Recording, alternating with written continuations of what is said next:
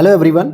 UP PCS prelims 2024 जो आपकी परीक्षा 22 दिसंबर को आयोजित हुई थी, उसकी ऑफिशियल आंसर की आ चुकी है और मैं उम्मीद करता हूं कि आप सभी लोगों के पास ये सर्कुलेट भी हो चुकी होगी अलग अलग टेलीग्राम प्लेटफॉर्म से। इवन कि हम लोगों ने भी अपने टेलीग्राम चैनल पे पोस्ट कर दिया था और ये ऑफिशियल आंसर की है। लेकिन मुझे यहाँ पे ऑफिशियल आंसर की आपको बताने का पर्पस नहीं है, मुझे ये बताना है कि इसमें जो जो प्रश्न गलत हैं, जो आयोग ने गलत आंसर बताए हैं, उसको आप लोग देख लीजिए कि कैसे वो गलत है प्रश्न। और साथ ही साथ जो बहुत सारे एस्पिरेंट ऐसे होंगे कि उन 1 से 2 क्वेश्चन जो आयोग ने गलत किए, उनकी वजह से हो सकता है उनका प्रीलिम्स भी रुक सकता है या प्रीलिम्स से बाहर हो सकते हैं। तो उनको कैसे कंप्लेन करनी है, कहां पे अपने साक्ष्य देने होंगे, कौन सा फॉर्मेट यूज करना होगा, इनकी पूरी कंप्लीट जानकारी अगले 5 से 10 मिनट में आपको मिल जाएगी। और कौन से क्वेश्चन पे क्या आंसर होना चाहिए, क्या नहीं होना चाहिए, वो भी मैं आपको बता दूंगा। आप नोट डाउन कर लेना, फिर उसका क्या प्रोसीजर होगा अपने साक्ष्यों के साथ जो यूपी पीसीएस आयोग को भेजने का तरीका, वो सारी चीजें आपको मिलेंगी। जैसे अगर हम देखते हैं यहाँ पे, तो आयोग ने तो यहाँ पे दे रखे हैं बहुत सारे प्रश्नों के, जीएस पेपर 1 की हम बात कर रहे हैं।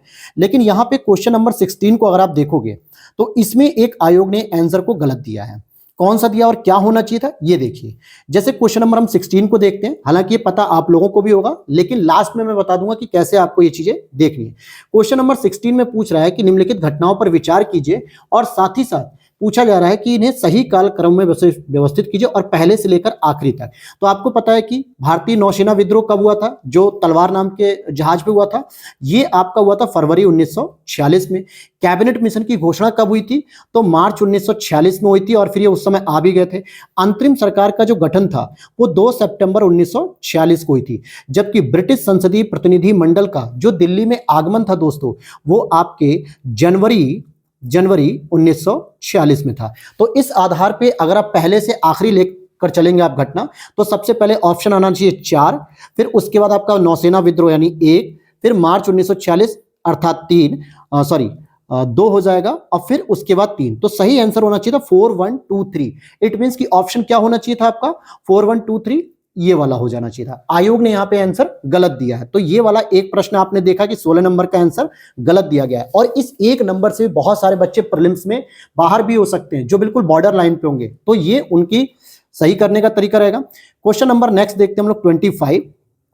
क्वेश्चन नंबर 25 में भी अगर आप देखेंगे, देखा जाए, देखिए संथानम समिति का जो रिपोर्ट आप लोग पढ़ते ना, सामान्यतः जो है कि सीवीसी जो हुआ था गठित वगैरह ऐसा चीज, लेकिन इनको ही गठित किया गया था कि जब रिकमेंडेशन इन्होंने दी थी, तो जो आपके पंचायती राज इंस्टीट्यूट होते हैं उनको फाइनेंसिंग की व्यवस्था के लिए और सुधार करने के लिए था। तो ये आयोग ने गलत आंसर माना है, जबकि सही होना चाहिए था जीवीके राव समिति, जिन्होंने प्रखंड अर्थात ब्लॉक लेवल पर नहीं बल्कि डिस्ट्रिक्ट लेवल पर जो है कि अपनी सिफारिशें की थी कि प्लानिंग का जो टॉप सीड्स मॉडल वो डिस्ट्रिक्ट लेवल पर होना चाहिए, न कि ब्लॉक लेवल पर।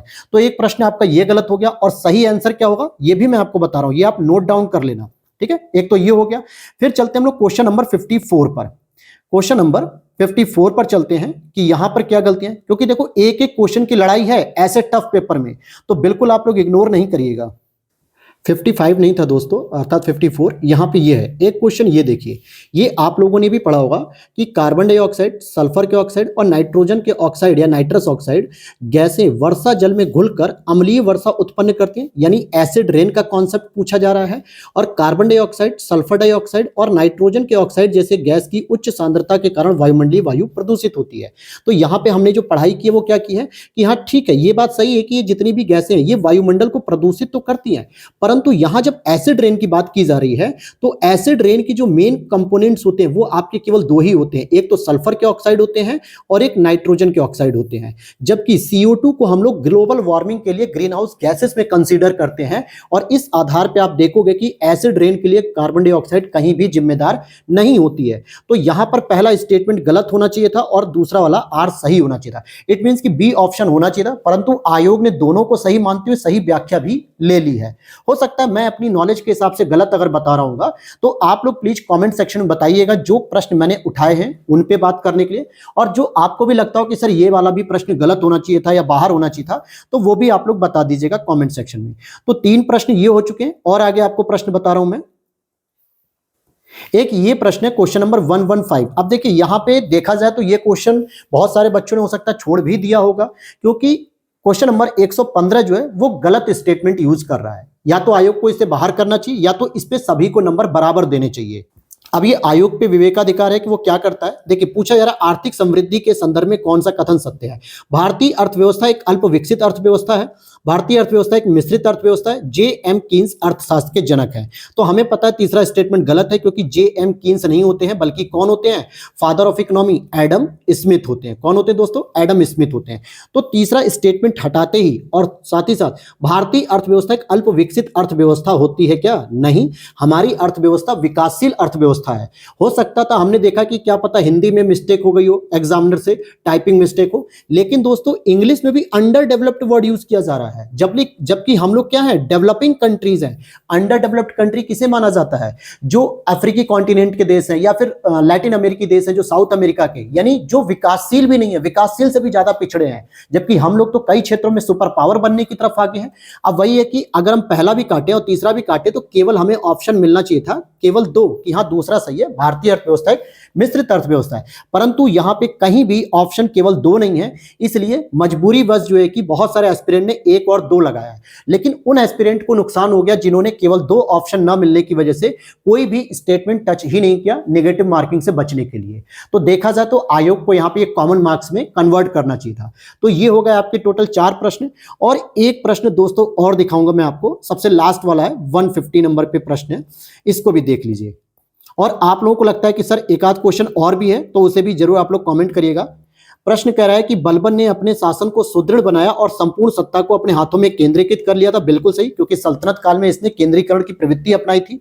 दूसरा स्टेटमेंट है कि वह उत्तर पश्चिम सीमा को मंगोल आक्रमणों से सुरक्षित करना चाहता था। देखिए दो बातें निकल के आ रही है। जब आप मिडवल हिस्ट्री को पढ़ रहे होंगे, दिल्ली सल्तनत को बहुत अच्छे से अगर आपने पढ़ा होगा, तो बलबन ने एक तो जो तुर्की अमीर थे, तुर्कान चहलगानी के जो तुर्की अमीर थे, उनसे परेशान होकर पहले तो तुर्कान चहलगानी को समाप्त किया और सारी शक्तियों को अपने पास केंद्रीकृत रखा था।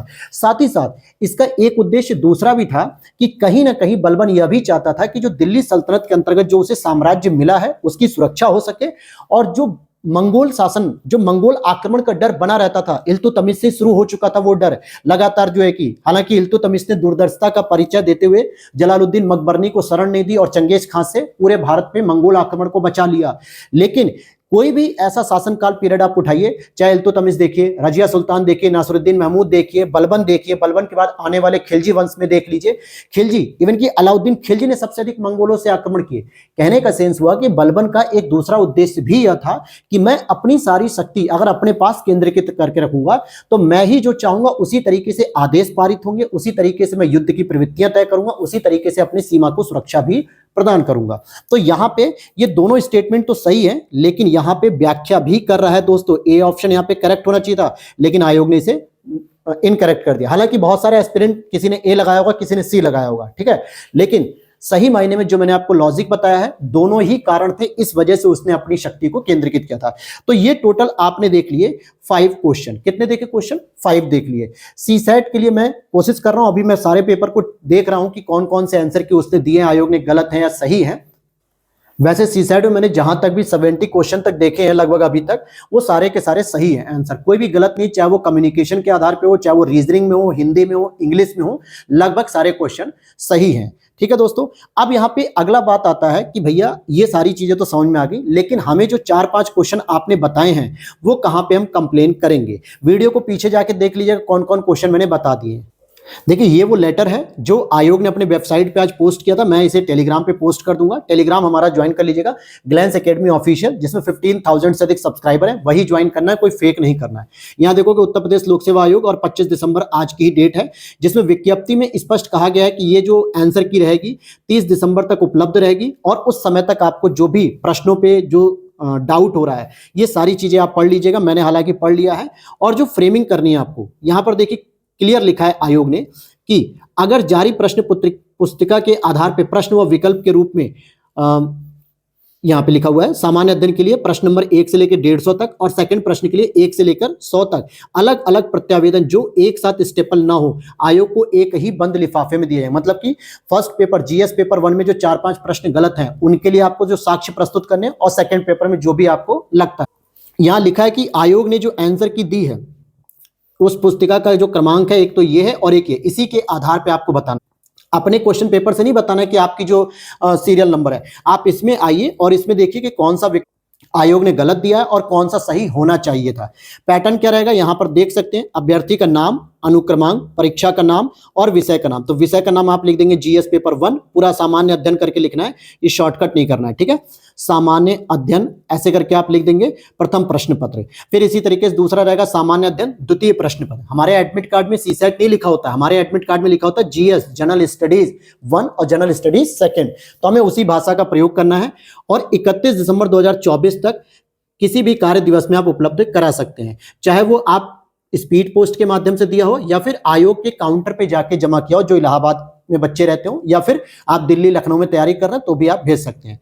पैटर्न यहाँ पे ये रहेगा, यहाँ लिखा है क्रम संख्या जो प्रश्नों की रहेगी 1 2 3 4 ऐसे करके।